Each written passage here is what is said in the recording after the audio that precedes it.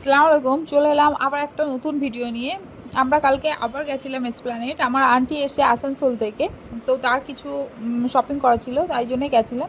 এই যে সানগ্লাসগুলো দেখছেন, এগুলো বিভিন্ন প্রাইসের আছে, 300, 400, 450 এই ধরনের। তো এখান থেকে ও দুটো সানগ্লাস নিয়ে নিল। এখানে না ধর্মতলাতে কিছু কিনতে গেলে বার্গেনিং করতে হয়, না হলে ওরা যে প্রাইস বলবে পুরো সব কেটে নেবে। আর যে বেল্টগুলো দেখলাম, ওগুলো 400 টাকা করে ছিল। এই যে ব্যাগগুলো, এগুলো 200 করে ছিল। আর হ্যান্ডব্যাগগুলো ছিল 100 করে।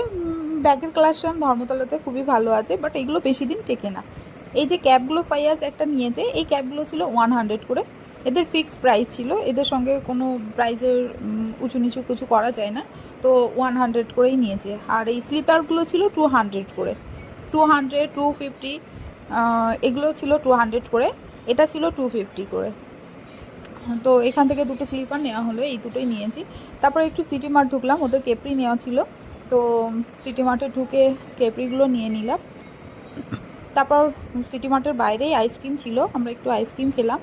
তার সামনে ইয়াররিংগুলো রিংগুলো বিক্রি হচ্ছিলো, এগুলো 50 টাকা করে ছিল, বেশ ভালো ভালোই ছিল। তো এখান থেকে দুটো রিং তুলে নিলাম। তার পাশে ক্লিপের স্টল ছিল, ওর ক্লিপ নেওয়া ছিল, তো ক্লিপ নেওয়া হলো। তারপরে আন্টি কখনো কুলফি ফালুদা খায়নি, তো আমরা এখান থেকে একটু ফালুদা নিয়ে খেয়ে নিলাম। আর এই যে নেকলেসগুলো আছে, এগুলো 350 করে বলছিল অক্সিডাইডে। এদের অনেক প্রাইস এখন বেড়ে গেছে। আর ইয়াররিং এটা ছিল 100, তো এটা একদম 100ই দিতে হয়েছে। আর এই যে ইয়াররিংগুলো আছে দেখতে পাচ্ছেন স্টোনের, এগুলো 250 থেকে স্টার্ট ছিল, কিছু কিছু ছিল 450 পর্যন্ত। তো এদের সঙ্গে অনেকক্ষণ ধরে বার্গেনিং করতে হবে।